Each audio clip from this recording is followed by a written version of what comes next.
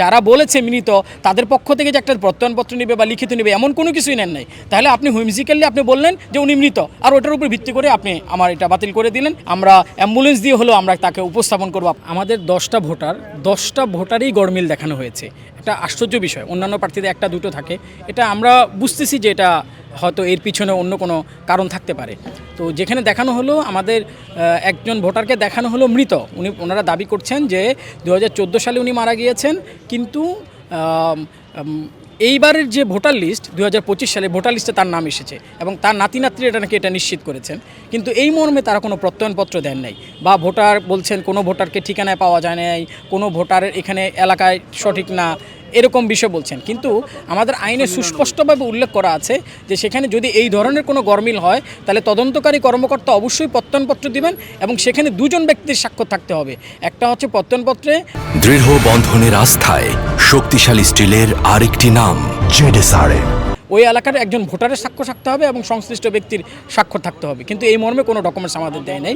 আমরা দাবি করছি যে এই যিনি বলছেন যে মৃত ভোটার ইনি জীবিত এবং তাকে আমরা প্রস্তুত করার জন্য আমরা প্রস্তুত রয়েছি, কিন্তু যেহেতু এখান থেকে পূর্ব থেকে এমন কোনো বিধান দেননি যে আপনারা যাদের মিসিং তাদেরকে আপনারা উপস্থাপন করবেন বা এখানে নিয়ে আসবেন, সেহেতু আমরা আসতে পারি নাই, আমরা নিতে পারি নাই। তো আমরা সময় চেয়েছিলাম ওনাদের কাছে যে তাহলে আমাদেরকে সময় দেন, আমরা উপস্থাপন করব। কারণ আপনি একটা বিষয় জানেন যে সিক্রেট ব্যালটে ভোট হওয়াটা, গোপন ব্যালটে ভোট হওয়াটা এটা একটা গোপনীয় বিষয়।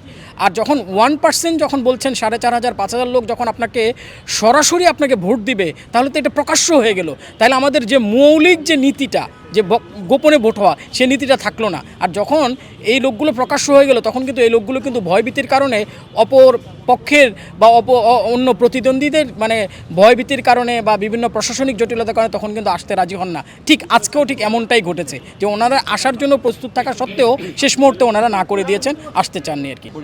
এমন কোনো ডকুমেন্টস ওনারা উপস্থাপন করতে পারেন নাই এবং সে ভোটার জীবিত আছে, মানে কোনো একটা ডেথ সার্টিফিকেট, মানে ভোটার জন্ম মৃত্যু নিবন্ধনটা কে করে? রাষ্ট্র করে, নির্বাচন কমিশনের আওতাধীন এখন বর্তমানে সবাই। তো এই মর্মে কোনো প্রত্যয়নপত্র নেই, কোনো ডেথ সার্টিফিকেট নেই। তারপর হচ্ছে গেলো যারা বলেছে মৃত তাদের পক্ষ থেকে যে একটা প্রত্যয়নপত্র নেবে বা লিখিত নেবে এমন কোনো কিছুই নেন নাই, তাহলে আপনি হুইমজিক্যালি আপনি বললেন যে উনি মৃত, আর ওটার উপর ভিত্তি করে আপনি আমার এটা বাতিল করে দিলেন এবং সর্বশেষ এখানে এসে আপনারা জানতে পারলেন যে আমাদের এটা নামঞ্জুর হয়েছে। আমরা মনে করি যে আমাদের বিচার যে ব্যবস্থাটা, আমাদের যে এই যে বিচারহীনতার যে আমাদের সংস্কৃতি, সেটা থেকে আমাদের আসলে বেরিয়ে আসা উচিত। কারণ আর্টিকেল 27 আমাদের কনস্টিটিউশন বলছে যে সবাই সমান। যদি উনি জেলে থেকে যদি উনি পেতে পারেন তাহলে আমরা এখানে থেকেও আমরা পেতে পারি, এবং আমরা যেখানে বলেছি যে আমরা প্রয়োজনে আমরা অ্যাম্বুলেন্স দিয়ে হলেও আমরা তাকে উপস্থাপন করবো আপনাদের সামনে, আমাদেরকে একটু সুযোগ দেওয়া হোক, কিন্তু সেই সুযোগটুকু থেকে আমাদেরকে বঞ্চিত করা হচ্ছে। আরেকটা যে বিষয় বলছে যে ঠিকানায় পাওয়া যাচ্ছে না।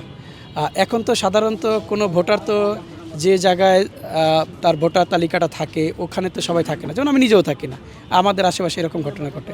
এই কয়েকটা সিম্পলি কোনো কারণ দেখিয়ে আমাদের এই জিনিসটা বাতিল করে দিল। এক হলো ভোটার তালিকা নির্দিষ্ট জায়গায় খুঁজে না পাওয়া, এবং তাকে বলছে যে নাতি বলছে ভোটার মারা গেছেন এবং আমরা নিশ্চিত করে বলছি যে ভোটার জীবিত আছে, তারপর আমাদেরটা অবৈধ ঘোষণা করছে, এর বিরুদ্ধে আমরা হাইকোর্টে যাচ্ছি। প্রার্থীর কোন আসন?